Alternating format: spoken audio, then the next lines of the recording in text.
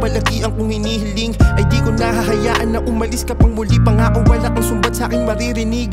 Niyurakan mo man ang aking puso, pinalasap ng kabilaan na sakit. Nang dahil sa problemang nagkapatong-patong at hindi na natin alam kung paano maitatawid. Talagang napakalalim ng sugat na iniwanan ko sa puso mo, dahilan kung bakit mo tinalikuran. Pinalibutan ng maling tao ang binuo na pagsasama, rason kung ba't mali aking sinubukan. Mula nung pagkukulang na ang tangi kong naaambag at nagganap ka ng tao na masasandalan. Lalaking na yumakap at tumanggap sa'yo, dito mangyayari kung hindi dahil sa aking kahangalan. Sana naman unawain mo rin ako na isang taong nadadapa sa mga kamalian, gumagawa ng mga desisyon, dala ng bugso ng damdamin at hindi na magawa na pag-isipan. Pero kahit na minsan hindi ko naisipang manakit o kahit tumingin man lamang sa iba, gawa ng labis kong pagmamahal at para sa aking mata ikaw ay pinakaiba sa kanila.